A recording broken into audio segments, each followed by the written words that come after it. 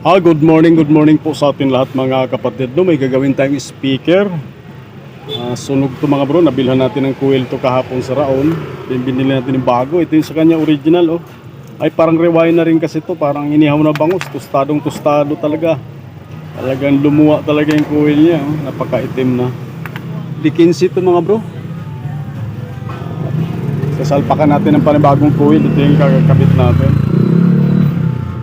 Ano lang to, medyo maliit lang allowance talaga. Sinubo ko dun sa medyo maliit ang allowance.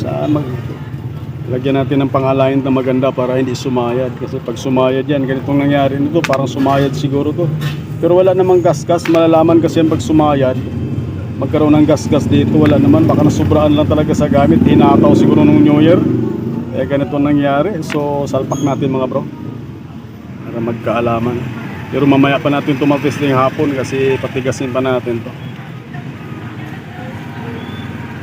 Nilinis na rin natin yung mga bro dyan kasi marami natirang nilinis ko na yung ilalim dyan. Salpak na lang natin para malaman natin kung tutok na lang natin yung camera mamaya. Yan, gamit na natin mga bro. Kailangan magandang pagkaalain ito dahil napakaliit ang allowance.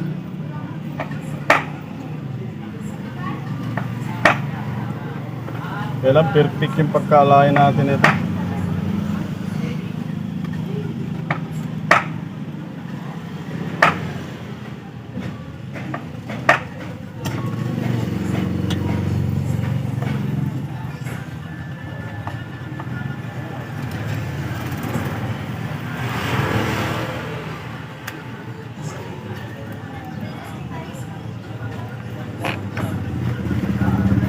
Tapos kailangan di aabot yung coil sa ilalim, pinakailalim para susaguntok pa. Kung anong original na ganun din ang height na kailangan gagawin.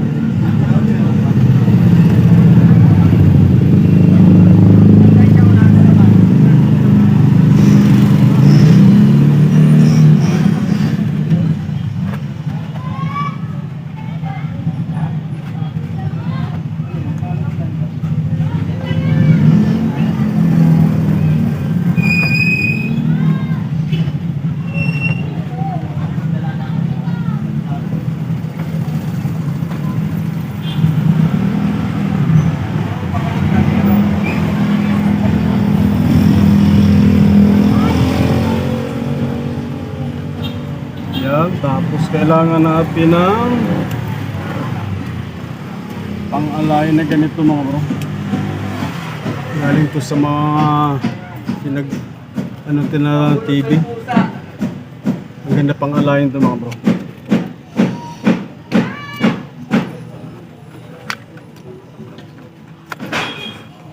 Hindi ang allowance ito, medyo malakit.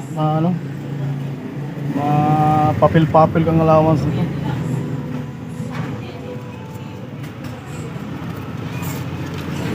Tinatawag din ng papel-papel ang allowance, kaya lang perfect para hindi pa ulit-ulit ang gawa.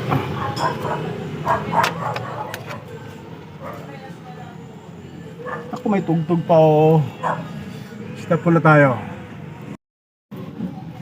So yan, nakabit na natin yung pang-align. Pwede natin lagyan ng steel epoxy mga bro. Steel epoxy ang gamit ko dyan dahil talagang makapit yan. Pioneer Steel Epoxy. Lagyan na natin ang dahan-dahan. Kailangan siguradong alayin yan mo. Maganda rin yung plus 5 pero subok ko na itong Steel Epoxy. Talagang maganda rin pang kabit.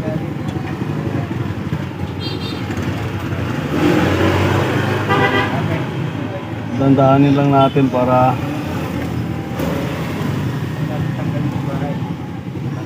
dumikit talaga ito. Pag dumikit kasi itong steel epoxy para talaga parang bakal.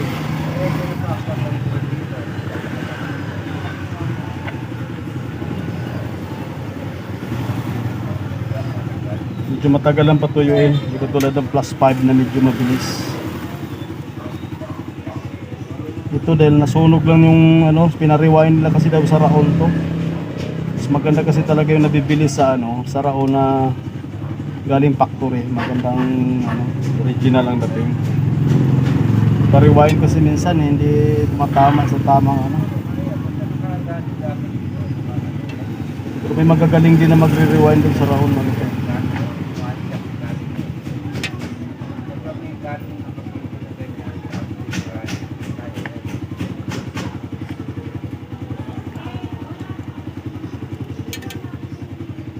Mamaya natin ihinang yung pinaka terminal niya pag nailagay na natin itong epoxy.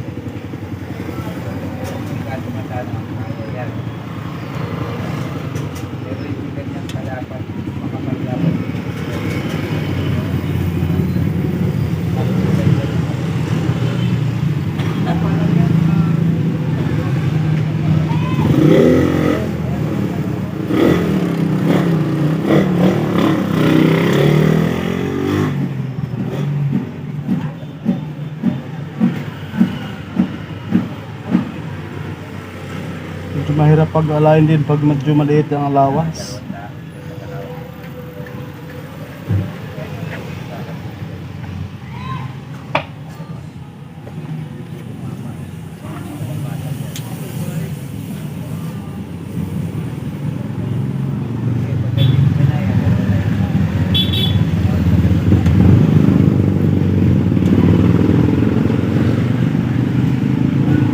Saksak pala natin pang hinang para mahinangan natin yung terminal.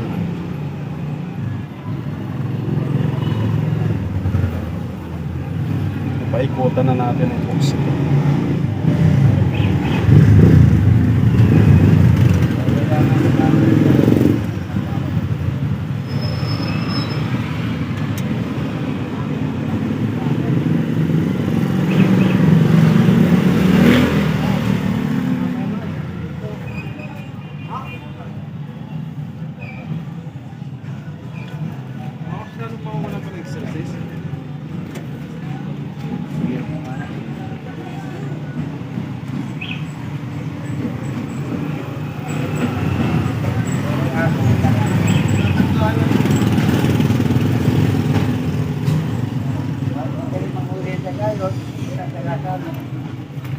Unang tira niya ro, Hinangan muna natin.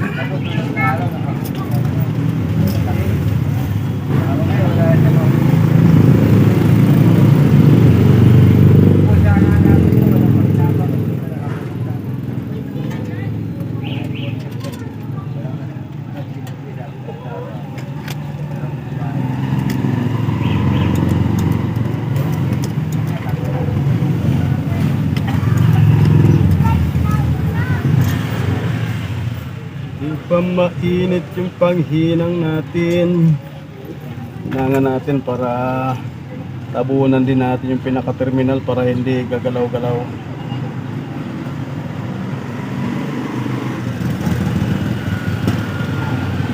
Kasi may sabayan pag ano.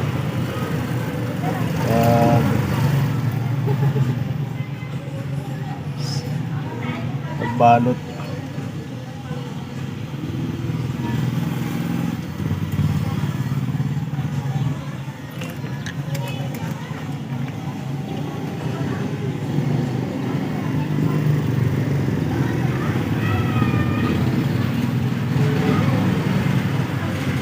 Kailangan maganda pagkahinang din dito sa terminal para hindi maglulus.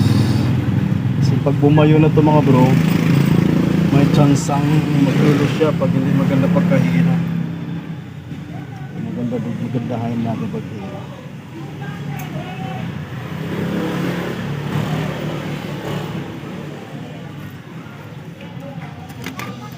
Yan, check muna natin ang continuity.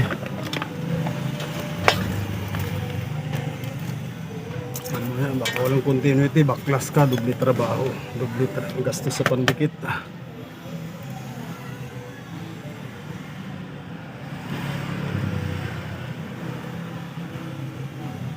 Okay, ibaon na rin natin yan.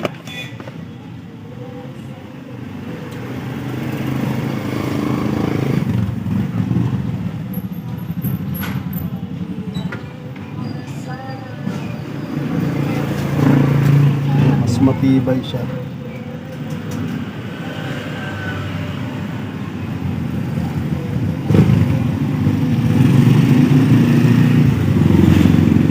magbabibrate dyan, hindi yan maggagalaw-galaw.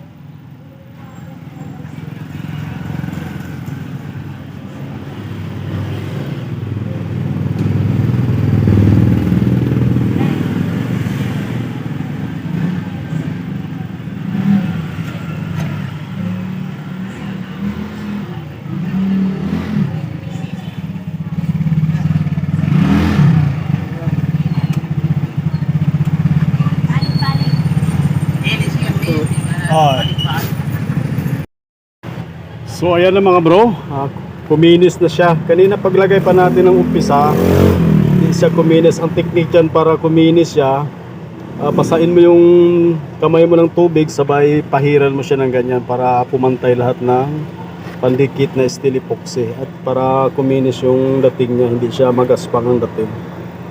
Yan. So patuyuin na lang natin to mga bro, mamayang hapon pa to matigas kasi medyo matagal to tumigas tong steel epoxy. Kagandahan lang talaga niyan, pag tumigas talaga talagang kapit na kapit. Yan, pantay na siya mga bro. Yan, tapos saka na natin mamaya ito dikitan. Pag tumigas na saka natin dikitan tong gilid ng rugby. Yan, maganda na siya, makinis na siya. Basain lang yung basain mo lang yung kamay mo ng tubig, sabay ipahid mo na pa konti-konti dito yan para pumantay lahat. Para masiksik din yung pati sa ilalim. Yan, pantay na pantay. Pag tumigas yan, saka na idikit para hindi magalaw yung pagkalain. Bali, patigasin na lang mga bro. Mamayang hapon pa natin ito matisting. Para siguradong tuyong-tuyo na siya. Kapit na siya. So update na lang ulit mamaya mga bro pag tinisting na lang natin ito. So ito na mga bro, yung speaker na ginawa natin, matigas na yung pandikit natin. So sound check na natin mga bro. Power on tayo, testing lang natin dito sa Sakura na maliit lang na Sakura to. Testing lang natin.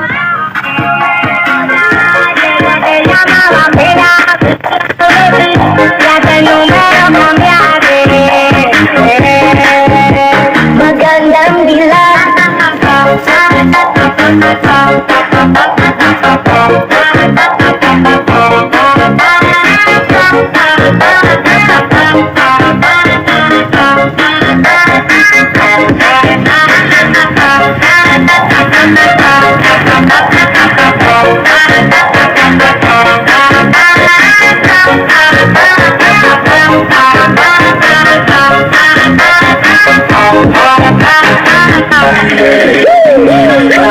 ako'y natutuna pag-ibig mo sa aming nakabihan na di ko mapipilang aking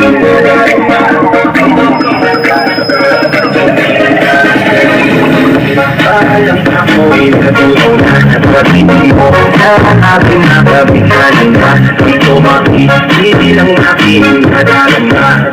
I can hear that girl, I can hear that girl, I can hear alam ako'y natutuna pag-ibig mo sa aking nakabihan na di ko mapipilang aking nadarama.